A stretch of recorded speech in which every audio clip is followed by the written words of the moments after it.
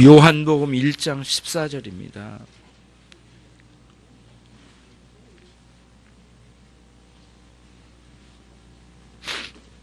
요한복음 1장 14절을 같이 읽겠습니다. 시작. 말씀이 육신이 되어 우리 가운데 거하심에 우리가 그 영광을 보니 아버지의 독생자의 영광이요 은혜와 진리가 충만하더라. 아멘. 대요리문답, 오늘의 교리문답 우리 같이 읽겠습니다. 대요리문답 제37문. 그리스도는 어떻게 하나님의 아들로서 사람이 되셨습니까?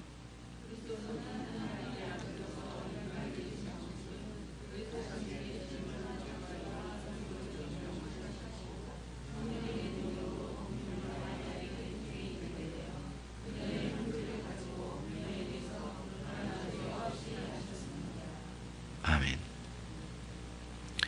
여러분이 읽으신 방금 대요리문답 37문 이런 그 진술이 이런 정리된 이 내용이 오늘날 그 이단으로 간 사람들은 이거에 대해서 받아들이지 않은 사람들이에요. 이단으로 간 사람들 대부분이 예수님께서 온전하게 인간이 되시고 온전하게 하나님이시라고 하는 사실을 받아들이지 않은 사람들이에요. 그리고 그것이 명확하게 지식과 신앙으로 구축이 안 되니까 이단에서 이상하게 조금만 틀어서 설명해도 그것도 맞을 거 아니겠는가라고 생각을 하는데 토시 하나하나가 굉장히 중요하고요. 작은 거 하나 틀려지면 거의 다 틀린 거예요. 예. 제7일 안식일교회 같은 경우를 생각해 보면 안식일을 지켜야 된다고 하는 그 구약의 그 문자적인 말씀 그 하나 붙들고 성경 전체를 해석하려고 하고 안식일의 주인 되신 예수님도 아주 얕잡아 보는 그런 태도로 가는 건 이단이잖아요. 그거는 안식일을 강조해서 뭔가 제대로 된 신앙을 가졌다고 강조할지는 몰라도 그들이 노리고 있는 노림수가 있어요. 정확해요. 여러분 뭘 원하는지를 알아야 되거든요. 예수님을 부정하고 싶은 거예요. 안식일의 주인 되신 예수님을 부정하고 싶은 거예요. 그게 안식일 교회의 주 목적이에요. 타겟이에요. 그러니까 여러분 이런 그 교리 하나가 오늘 우리가 같이 읽었지만 단순히 몇 가닥 정리된 거 읽었다고 생각하면 안 됩니다. 예. 수백 명의 신학자들이 모여서 16세기에 영국에 모여서 그 사람들이 수십 번, 수천 번인가 뭐 아무튼 천 몇 번인가를 회의를 했다잖아요. 이런 과정을 통해서 이렇게 하나하나가 정리가 된 거거든요. 성경에 흩어져 있는 진리의 말씀을 정리를 해서 요약 정리를 한 거예요. 굉장히 중요한 겁니다. 제가 다시 한번 읽을게요. 그리스도는 하나님의 아들로서 인간이 되신 방식은 그 자신에게 진정한 육체와 이성적인 영혼을 취하시고 성령의 능력으로 동정녀 마리아의 태중에 잉태되어 그녀의 형질을 가지고 그녀에게서 그러나 죄가 없이 나셨습니다. 이게 아주 굉장히 중요한 문구가 아닐 수가 없습니다. 먼저 요한복음 1장 14절의 말씀을 생각해 보도록 하겠습니다. 말씀이 육신이 되어 우리 가운데 거하심에 그랬어요. 로고스 대신 예수님을 말씀하신 거예요. 예수님은 인간으로 태어나시기 전에도 그분의 존재는 존재하고 있었어요. 만세전에 하나님 아버지와 함께 하셨어요. 영원히 함께 하셨던 것이거든요. 예수님 그렇게 함께 하시면서 인간의 이 만물을 창조하시고 구원을 계획하실 때에 예수님께서 이제 이 땅에 내려오실 계획까지 다 가지고 계시며 그분이 이뤄 나가셨던 것이거든요. 그 전까지는 말씀으로 계셨다 이런 말씀이에요. 말씀으로 로고스. 이제 또 이런 학설이 있어요. 고대 철학자들이 온 우주 만물을 바라보면서 많이 연구를 하고 생각을 했답니다. 고민을 많이 하면서 세상을 이렇게 봤는데 온 우주 만물이 스스로 있을 리가 없다. 어떤 신적 존재가 이 만물을 만들어 놨거나 이렇게 하고 있는 것 같다. 정말 이 만물은 스스로가 생겼다가 스스로 없어질 것도 아닌 것 같다. 그러면 그 신은 누구냐? 그 신이 누굴까? 그 신은 분명히 살아계신 신일 거다. 그럼 살아계신 그 신이 온 우주 만물의 창조주실 텐데 그분 누굴까? 이름을 붙여보자. 이름을 붙인 게 로고스예요. 예. 이런 성경이 나오기 전부터요. 로고스란 용어가 이미 인간의 철학 세계에는 이렇게 있었던 용어였어요. 예. 그러면 이제 우리가 이제 어떻게 생각해야 될 거냐면은 그러면 그 용어가 이 성경으로 들어왔는가 이런 그 하나의 의문점이 있고 용어 자체는 그걸 염두에 두고 쓰는지 모르지만은 요한 사도가 생각하고 있는 예수님 로고스는 그런 차원은 아니거든요. 사람들이 가물가물 철학에서 알아낸 그 신적 존재일 거라고 하는 그분이 그분이라고 이렇게 말하는 게 아니에요. 그들이 생각하는 그 인간이 알아가려고 했던 그 신에 대한 그 알아감이 인간의 한계에 부딪혔을 뿐이지 실제로는 제대로 예수님을 성자 하나님을 알았던 것은 아니거든요. 그게 아니고 요한 사도가 얘기하려는 것은 뭐냐면은 만세전에 계셨던 우리 성자 하나님 예수님이 만세전에 하나님 성부 하나님과 함께 하셨다는 거예요. 그렇게 계셨다가 때가 되어 이 땅에 당신이 보내주셔서 이 땅에 오셔서 인간의 몸을 우리처럼 똑같이 입으시고 육체를 우리와 똑같은 육체를 입으시고 우리와 같은 똑같은 이성을 가지고 오신 거예요. 예, 그러니까 인간 똑같은 이성을 가지고 오셨기 때문에 육체도 마찬가지예요. 이렇게 때리면 아프고 추우면 추운 날씨에 가면 춥고 더운 날씨에 가면 덥고 그리고 그 육체로 느껴진 건 이성으로 해석을 하고 이성에서 생각하고 이성에서 똑같이 우리처럼 판단을 하고 그런단 말씀이죠. 그러니까 이성적인 영혼을 이제 이성적인 그런 영혼을 예수님이 가지고 이제 계셨던 거예요. 그런 면에서 육체를 입으셨다라고 하는 거예요. 그러니까 육체를 입으셨다고 할 때 단순히 이런 육체만을 말하는 그런 말이 아니고요. 우리가 영혼과 육체가 있잖아요. 우리와 같은 형태로 육체와 영혼을 입고 오셨다. 이제 그런 뜻이에요. 그런데 그러니까 완전한 인간이라고 하는 것은 뭐냐면은 완전하게 우리처럼 육체도 입고 영혼도 있으신 거예요. 우리처럼 예수님의 영혼, 그렇죠? 예, 예수님 영혼이 그렇게 있다란 거예요. 그렇게 오셨다란 거예요. 오셨다란 거예요. 예. 그런 면을 이제 굉장히 중요하게 생각하거든요. 또 하나는 여러분, 그럼 예수님의 영혼은 성령님 아닌가? 그렇게 막 뒤섞으면 안 돼요. 그렇게 보는 게 아니에요. 성부, 성자, 성령님은 아주 별도로 충분하게 완전하게 인격체로 계신 분이에요. 그러면서 성령 하나님이 또 계시고 또 그렇게 해서 우리 예수님께서 이 땅에 이렇게 육체를 입고 오셨는데 성령님이 역사하심으로 또 사역을 하시고 이런 어떤 형태 우리가 이제 예수님의 육체를 입고 오심에 대해서 단순히 육체만이 아니고 영혼까지 이렇게 우리처럼 이성적인 이 영혼까지 판단할 수 있는 영혼까지 입고 오셨다. 그런 거죠. 그래서 예수님이 이렇게 슬픔을 당하실 때는 우리처럼 울기도 하셨어요. 예수님이 실제로 울기도 하셨어요. 그리고 불쌍한 영혼들을 보면 민망히 여기시는 마음을 가지고 다가가셨어요. 그리고 온몸이 다 찢겨지고 엉망진창이 된 이런 나환자나 아니면 이렇게 구걸하는 그런 사람들을 만날 때마다 가장 가까이 가셨어요. 여러분과 제가 똑같은 이런 몸을 입고 죄는 없으신 그분이 그런 상황 속에서 이 땅에 많은 어려운 상황이 있잖아요. 많은 죄도 많은 이 세상에 많은 수많은 공격들이 많이 들어오고 하지만 그런 비난에도 불구하고 그렇게 연약한 사람들을 가까이 가서 만나주시고 만져주시고 고쳐주시고 그 마음 아파하시고 같이 울어주시고 이렇게 하시면서 예수님이 그 가난한 사람들에게 지독하게 사람 대접 못 받은 사람들 속에로 들어가셔서 함께 해주신 거예요.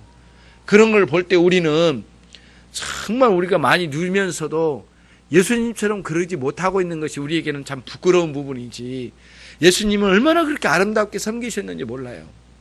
예수님의 마음은 딱딱하지도 않으시고요. 그렇게 부드러우시면서도 의로우심이 완전하시고 그러면서도 누구에게나 찾아가셔서 그 사랑을 베풀어 주시는 이런 모습으로 이 땅에 오셔서 당신이 육체를 입고 이 땅에 오셔서 우리 가운데 거하셨다는 거예요.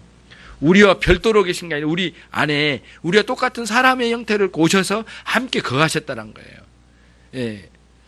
근데 그분 안에는 그렇게 육체만 입고 계신 게 아니다. 우리처럼 그냥 육체만 입고 영혼만 있는 게 아니고 그분 안에는 하나님의 독생자의 영광이 그분 안에 충만하시더래요.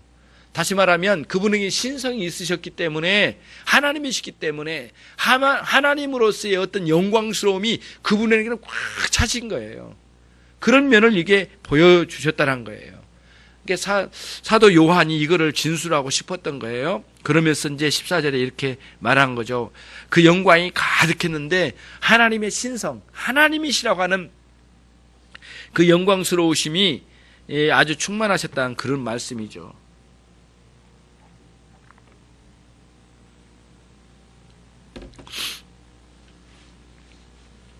다시 말씀드릴게요. 완전한 인간이시면서 완전한 신이신 그리스도, 그분은 우리에게 어떤 영향을 줄까요? 두 가지로 설명을 해요. 이게 보니까 은혜와 뭐예요? 은혜와 진리가 충만하더라, 그렇게 돼 있어요. 자, 그러면은 진리는 알매 문제와 연결되고요, 은혜는 사랑과 연결이 돼요.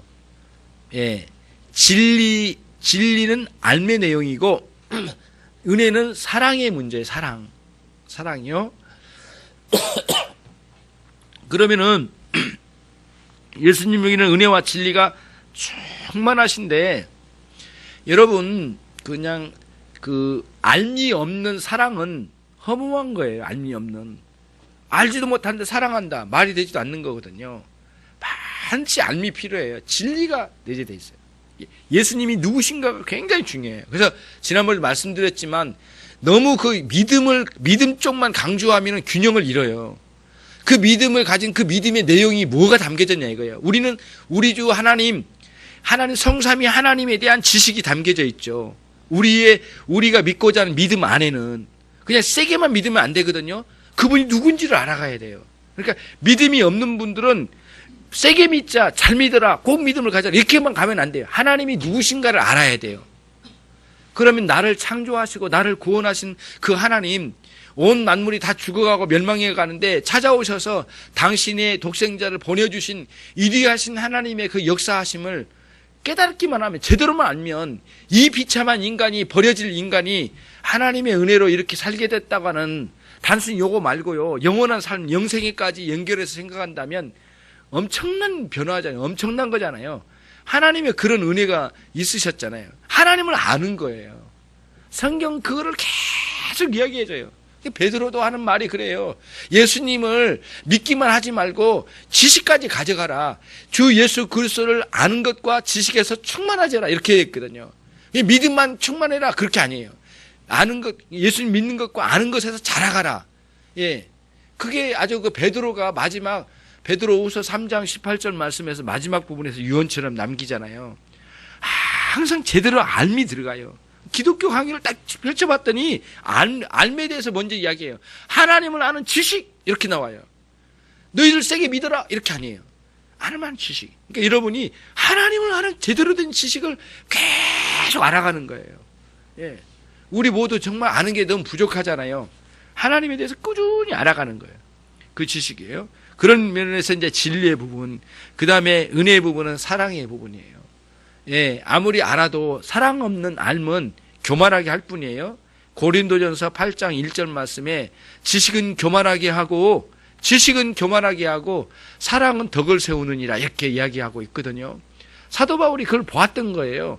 엄청난 지식이 있는데도 하나님 사랑하지 않아요. 그러니까 덕이 안 세워진 거예요.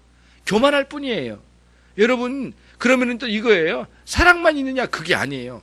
반드시 사랑은 지식이 동반되지 않으면은 참다운 사랑이라고 할 수가 없어요. 알지도 못하는데 사랑한다, 말이 안 되잖아요. 그 알매, 그 사랑해야 될 대상을 알아야 사랑을 하지 않겠습니까? 하나님을 알아간 거예요. 근데 여러분, 하나님은 이렇게 생각하면 안 돼요. 하나님이 이런 분인데, 이런 하나님이신데 내가 알아서 내 안에서 사랑이 막 일어나가지고 사랑하게 된다, 이렇게 생각하면 안 돼요. 반대예요, 반대. 사랑이라고 하는 것은 굉장히 놀라운 면이 있어요. 사랑이라는 것은 그 사랑의 대상이 나에게 이렇게 뭐랄까 그 사랑의 대상이 나에게 알려준 게 있잖아요. 아, 이런 분은 이런 분이셨구나. 아이고, 이런 분이었구나. 이렇게 알아갈수록 사랑이 더 많아지잖아요. 인간은 가다 보면은 밑바닥이 보여요. 안 그래요? 저는 이제 그런 것 같은데요. 알아가면 알아갈수록, 아, 인간이 이렇구나. 실망이 돼요. 어느 순간에 가면 냄새도 나요. 예, 부끄러운 것도 있어요. 인간이라. 아, 인간이 이런 그 오물 같은 생각도 있구나. 아이고, 이런 인간이 이렇구나. 다 그래요. 그러니까 여러분, 사람에게 의지할 일이 아니에요. 근데 반대로예요. 하나님은 달라요. 알아가면 알아갈수록 하나님이 영광스러워요. 좀 더 알면은 더 사랑이 풍성해지고요. 알아가면 사랑하지 않을 수 없는 상황이 일어난 거예요. 그러니까 하나님 사랑이 안 일어난다. 그건 하나님을 모르고 있는 것에 멈춰버린 거예요. 나 거기까지밖에 몰라. 나 더 이상 알고 싶지 않아. 그러면 사랑이 식어요. 금방 사랑이 식습니다. 그런데 하나님 더 알고 싶으면은요, 조금만 알아봐요. 조금만 느껴봐요. 조금만 경험해봐요. 조금만 상상해봐요.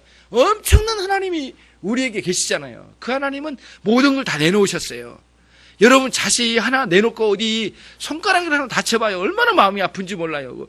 그 어린아이 그 손가락 다친 걸 어떻게 해야 될지 모르겠어요. 치료하기도 힘들 정도로 마음이 아파요. 예. 하나님은 우리를 위해 당신 자신의 독생자를 다 내놓으셨잖아요. 십자가에 갈기가 다 찢겨 놓으셨잖아요. 완전히 박살나서 죽으셨잖아요. 저주를 다 받으셨잖아요. 내가 받을 저주를 대신 받으셨다는 거예요. 이게 이제 안 믿어지니까 이게 문제인데, 사실은 이게 성경의 진리가 그거잖아요. 나의 저주를 대신 예수님이 받으셨기 때문에 나는 앞으로 저주는 안 받는다. 이런 논리가 이제 우리 안에 세워진 거예요. 얼마나 영광스럽고 감사하냐고요. 이런 믿음의 세계로 쫙 가는 거예요, 여러분. 그래서 하나님을 알아가면 알아갈수록 사랑하게 되어 있어요. 예. 하나님 사랑하는 마음이 안 떠오른다 그러면 하나님 사랑 안 하고 있는 거예요. 사랑이 식었기 때문에. 예. 하나님 모르고 있기 때문에 사랑이 안 되는 거예요. 이런 면에서 여러분과 제가 예수님을 이런 그 은혜와 진리가 충만하더라. 이렇게 주님 안에는 은혜와 진리가 충만해서 하나님을 알아간 지식에 하나님 예수님이 어떤 큰 통로이고, 예수님 당신 자신을 알고 예수님 당신 자신을 사랑하면 하나님 성삼위 하나님을 알고 알아가고 성삼위 하나님을 사랑하는 쪽으로 가는 거예요. 믿어지기도 하고. 연결이 되어 있는 거예요. 그래서 예수님 말씀하시기를 나를 아는 자는 아버지를 알았느니라. 나를 본 자는 아버지를 보았느니라. 동일한 거란 거예요. 지난번에 삼위일체 역삼각형 말씀을 드렸잖아요. 그런 원리로 쭉 하나님 알아간 거예요. 예, 그런 거예요. 그러면은 여러분, 제가 드리는 이 말씀들이 이렇게 뜬구름 잡는 거라고 생각하십니까? 실제로 우리 안에 내려주신 은혜의 세계가 얼마나 많습니까, 여러분? 예? 여러분, 우리가 경험하고 있는 은혜가 얼마나 많냐고요. 예. 저의 간증 하나만 들어도 여러분은 실감이 안 나실지 모르지만 저에게는 생명의 역사가 있었거든요. 멈추지 않는 하나님의 사랑을 경험하고 나서 견딜 수가 없는 거예요, 여러분. 생각을 해보세요. 17살에 불치병으로 죽어간다고 생각을 해보세요. 절망이거든요, 여러분. 살 가치가 없다고 느껴졌어요. 너무 하루하루가 싫어요. 하루 깨어난 것도 싫고 싫어요. 모든 게 싫어요. 다 싫어요. 부모도 싫고 다 싫고 내 존재가 다 망가져버린 거예요. 없는 거예요, 이제. 그러니까 없다고 생각하는 순간은 살 의미가 없다고 생각이 막 드는 거예요. 파고드는 거예요.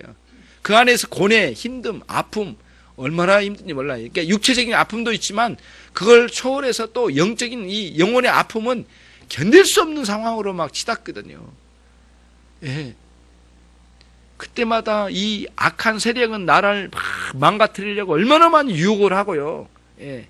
마지막 순간까지도 나를 막 잡아서 멸망시키려고 얼마나 많이 유혹을 했는지 몰라요. 예. 마지막 입술도 떨어지지 않는 상황에서 하나님만을, 나는 몸이 안 나아도 나는 멸망해도 좋습니다. 나 하나님만 믿고 싶습니다. 하나님만 나 붙들고 싶습니다. 온 세상 다 포기하고 싶습니다. 그때 마음이 이렇게 인생의 길은 가던 길이 방향이 바뀌어진 것 같아요. 제가 놀기를 너무 좋아했거든요. 여러분은 저 못 따라와요. 노는 거에 있어서는 못 따라와요. 예. 2박 3일을 뛰고 놀았다고 생각해 보세요. 예. 이런 창피한 이야기지만은요, 그 청소년 때 애들 춤추고 노는 건 다 이해가 돼요. 미치는 거예요. 그 안으로 들어가면 그 세계는 미치는 거예요. 얼마나 황홀하고 미치는 세계가 있는지 몰라요. 마약 같거든요. 거기에 들어가 봤어요, 제가요. 속으로 들어갔다 나와 봤어요. 얼마나 황홀하고 막 그런 곳이 있는지. 근데 정말 가치가 허무해, 갈수록. 그 속으로 들어갈수록 허무해요. 아무 가치 없는 인생을 보게 돼요. 돌이키는 거예요. 근데 마지막 순간에 그렇게 돌이키게 만들어 주시더라고요.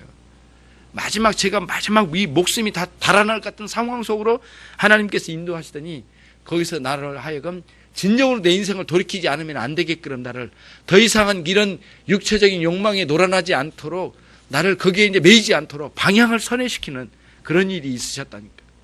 여러분의 인생에도 하나님 찾아오셔서 정말 욥기서의 욥을 만나주신 우리 하나님 38장에서 예전에는 내가 사람들의 말로 귀로 들었습니다. 하나님. 이제는 내가 눈으로 보나이다. 이렇게 정말 이런 고백이 나올 수 있는 변화들이 여러분 안에 있으시다면 지금 오늘 37문이 이게 공허한 내용으로 흘러가지는 않을 거란 거죠. 정리를 한번 해보겠습니다. 예수님은 이 땅에 오셨을 때 진정한 우리와 진정한 육체로 오셨고 이성적인 영혼을 취하시고 오셨다는 거예요. 예, 영혼과 육체가 하나로 만나는 완전한 사람이셨어요. 사람으로 오셨다는 거예요. 이게 성육신의 굉장한 논리거든요. 중간에 여러분 이단들이 많이 있지만 요즘 이단들은 다 나부라기들이잖아요. 옛날에 이단들은 나부라기들이에요. 예, 이단도 급수가 있어요. 아주 하찮은 걸레 같은 이단들이 얼마나 많은데 이거는 말도 되지 않는 거예요. 그거는 이미 예수님 안 믿는 사람들 보기에도 이게 인간들이 아니다라는 걸 다 알아요. 그런 게 있거든요. 그러니까 저급한 이단들은 거의 이 종교의 세계도 이렇게 뭐랄까 단계가 있거든요. 고급스러운 종교가 있고 아주 저급한 종교가 있잖아요. 아주 저급한 종교들 여러분 있잖아요. 예, 굉장히 고급스러운 종교들이 있어요. 그러나 생명은 없잖아요. 고급스러운 종교가 불교 같은 데가 아주 고급스러운 종교예요. 참 고단위의 그 종교 중에 하나가 불교입니다. 그러나 생명은 없어요. 예. 그리스도에는 생명 없어요. 그러나 그런 거거든요. 사람이 보기에도 일반 믿음 없는 사람 봐도 저급해요. 그런 것인데 예전에 다 초대교로부터 이미 흘러왔던 것들이거든요. 그 중에 하나가 뭐냐면은 예수님이 이 세상 오실 때 육체를 안 입고 오셨대요. 그냥 어떤 환영으로 어떤 그 영적인 것으로 예수님 오셨다가 그냥 이렇게 죽은 것처럼 해야지 그냥 가셨다는 거 하늘나라로. 이런 식의 완악한 그 교리들이 실제로 초대교회에 막 퍼지기 시작했어요. 요한사도가 그런 사람들은 아주 이단 중에 이단이라. 상관을 하지 말라. 인사도 하지 말라. 만나지도 말라. 이렇게까지 이야기하잖아요. 한번 빨려들으면 못 나와요, 그게. 예, 그들의 논리가 있거든요. 우리 약한 사람들은 거의 논리에 다 집어삼키거든요. 그래서 여러분 대화할 필요 없어요. 66권에서 잘 정리된 이 말씀으로 정리해서 정확하게 진리를 알아가 예수님을 믿는 이 신앙의 바른 길로 가야죠. 이 곁길로 가야죠. 끊임없이 헤매는 거예요. 예. 일생 동안 헤매다가 그냥 죽고야 지옥 가고야 말 거란 말이죠. 이런 식의 흐름이 있어요. 그래서 여러분 오늘 이게 진정한 육체와 영혼을 취하시고 오신 우리 주 예수 그리스도, 이게 굉장히 중요한 교리 중에 하나예요. 그 다음에 동정녀 마리아에게 태중에 잉태되셨다. 굉장히 중요해요. 동정녀 마리아인데, 동정녀 마리아라고 하는 것은 뭐냐면은 성적으로 남자와 만나지 않고 임신을 했다는 거예요. 그럼 어떻게 임신하는가? 성령으로 임신을 하셨다는 거예요. 예. 굉장히 중요해요. 여러분 이제 이 단어 하나를 구분을 잘 해봐요. 제가 질문을 던져볼게요. 성모 마리아 또는 동정녀 마리아, 어떤 의미의 차이가 있을까요? 가톨릭에서 성모 마리아를 이야기하죠. 예, 마리아를 신성화시키려고 하는 작업이에요. 요 그림은 잘 가져야 돼요. 근데 이제 우리들은 동정녀 마리아, 남자를 모른 가운데 임신하신 잉태케 되었던 예수님 잉태되게 되었던 마리아를 지칭하죠. 이런 식으로 구분을 잘 봐요. 그러니까 신성화시키려고 단어 하나를 취해가지고 매우 비스무리하죠. 거의 구분이 잘 안 돼요. 성모 마리아, 동정녀 마리아, 뭐가 다르냐, 막 이런 식으로 나갈 수 있는데, 엄청난 차이가 있죠. 예, 우상화하는 거죠.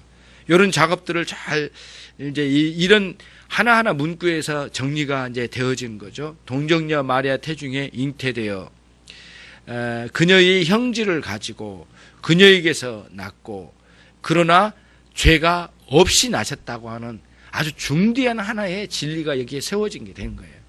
예수님이 이 땅에 나오시는 죄가 없으신 거예요. 그래야만 남의 죄를 담당할 수 있잖아요. 여러분 죄수가 남의 죄수를 변론하고 이렇게 할 수 있습니까? 아니면 뭐 대신 치러줄 수 있습니까? 뭐를 할 수 있겠습니까? 죄수가 죄인이에요. 변론을 하는 뭐를 하겠습니까? 말이 안 되는 거거든요. 죄인은 결코 사람을 대신하여 그 죄값을 치를 수가 없어요. 자기 죄값도 다 못 치르는 판에 남의 죄값을 어떻게 치르겠습니까? 예수님이 왜 죄 없이 태어나셨는가? 우리의 죄값을 치르시기 위하여 그렇게 오셨던 거예요. 이 구원의 은총의 이 시스템을 교리를 잘 여러분들이 이해를 하면서 이런 흐름 가운데 있구나. 이런 교리 가운데 있구나. 이렇게 생각하시면서 정말 예수님을 잘 알아가고 더 깊이 알아가면서 신앙이 정말 훌륭하게 세워지는 그런 여러분들이 되셔야 될 줄로 압니다. 많이 피곤하시죠? 몇 분이 졸고 계셨고요. 힘드신 분이 계신 것 같아요. 하여튼 37문까지 왔어요. 그래서 지금 내용이 뭐냐면은 은혜 언약의 중보자 되신 예수님에 대해서 지금 몇 주간에 걸쳐서 진행이 됩니다. 잘 이해하시고 쭉 정리되길 바랍니다. 기도하겠습니다.